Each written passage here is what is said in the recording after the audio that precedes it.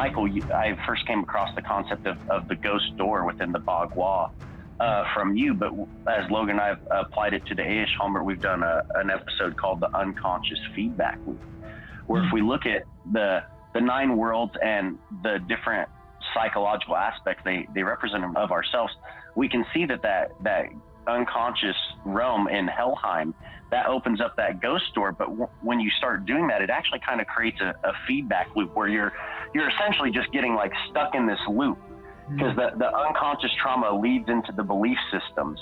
And then that's where those become solidified. That feeds into our ego. Because of our ego, we act on it. It gets into the subconscious. We continue to take actions. It goes into the unconscious. And it's just this feedback loop that cuts us off from actually being able to connect with other people, connect with our ancestors, and connect with the realm of the North, which is unmanifested potential.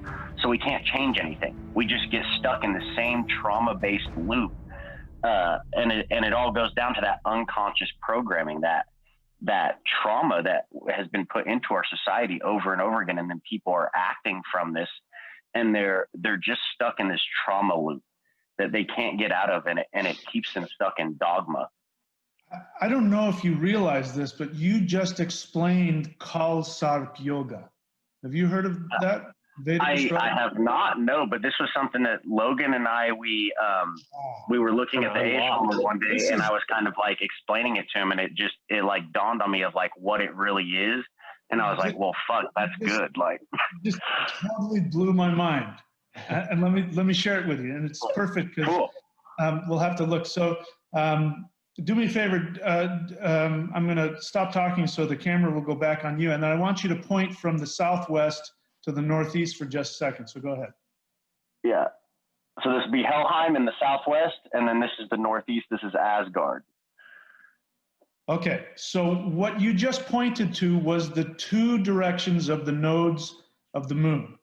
Southwest is Rahu, and the northeast is Ketu. So Ketu and Rahu are a serpent. And so in somebody's chart, when all of the planets are on one side of Rahu and Ketu and there's no planets on the other side, then those planets are hemmed in. So it means that it's a really negative thing, or they get trapped in obsession or, self denial. And so as we know, these are karmic nodes. What you just described is, now I know what Kal-Sarp Yoga is. Because what you're talking about is you get trapped in the southwest, which has a back door to the northeast, which is what? Ketu. So it goes from Rahu to Ketu. And then you go through half of the cycle. You don't go through the whole cycle. You get trapped in half of the cycle. And so now I totally get it. I mean, I keep hearing about this Kal-Sarp Yoga and planets are Rahu and Ketu, and I'm like, I don't know what that means. That makes perfect sense too, because it's also Rahu and Ketu are shadow planets, and they're not visible grahas that we see with our eyes. They're just shadow planets, so they always operate on an unconscious or kind of subconscious level that's there. So definitely like within our belief systems and the realm of the unconscious, especially with Rahu, and our desires. So that makes so much sense, that how planets being trapped between them would kind of keep them stuck in a certain way, because it's just this dance back and forth between Rahu and Ketu, but they can't escape out of it. So that's a very interesting point. But that's something that we've been terming the unconscious feedback loop. This is what I love about syncretism, because here, we've got the A.H. Yalmer behind you, which is the 8 gates, which I learned from Taoism. I didn't really know what that meant. I just knew, from having worked with the 8 directions, that they're different. Great. Then I start getting into, runes and all of that, and the A.H. Yalmer, and I go, hey, let's do this weird thing, and let's put the runes in the 8 doors, and oh, hey, that works really well. Works really well. Treating this like this is something that's real. And then you guys are taking that thing that I've, sort of Frankenstein together, and then you come up with this awareness of, look, you get this ghost door, which is a Taoist understanding, and you're using it with the 9 worlds, that is a Norse understanding. And now we bring in Vedic astrology, and we go, that's the missing piece that explains Kal-Sarp Yoga. And now Yeah. I think we have a deeper understanding of why Kalsarp Yoga is a big deal. Because normally you go, okay, so all the planets are on one side of Rahu and Ketu. Why is that a big deal? Well, it's because, like you're saying, is that the human soul never gets past a certain, limited experience.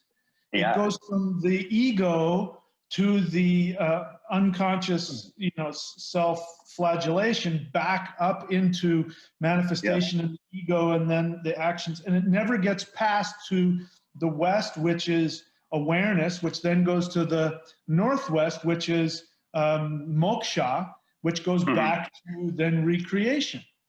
And so that'll tell you what that person needs now. I mean, you guys just did something I love. I love that this happened, because this has been my whole goal of all this whole thing. I didn't create any of this.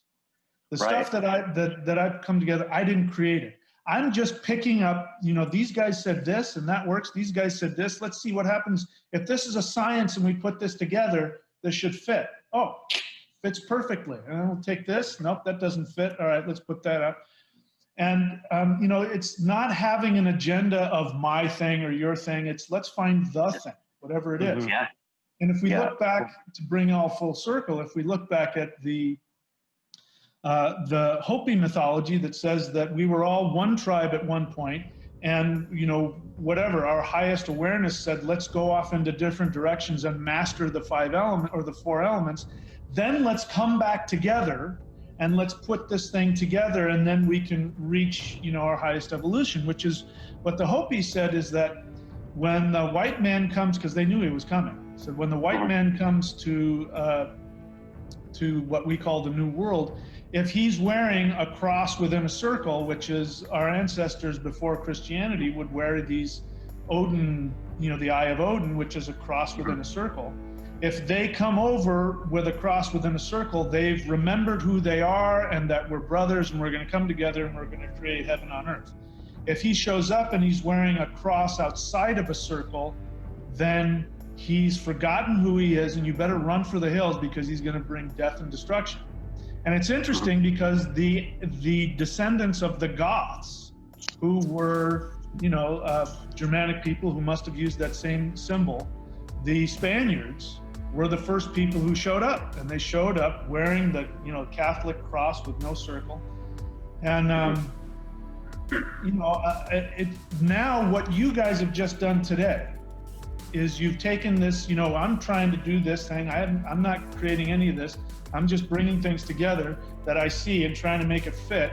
And then you made this connection based on Taoist understanding of the Bagua and the 9 worlds of the Norse tree. And, it's like, this is what this is about.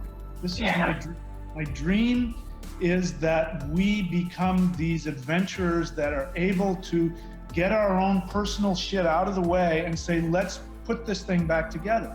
And this is what the Hopis were saying, is that eventually when all of the tribes of the human race come back together and they bring whatever they've learned in their different, things over the past 100,000 years, that then, the human race will evolve to the next level. So you guys just made another contribution to it. Yeah, we appreciate that. Bringing that to my attention.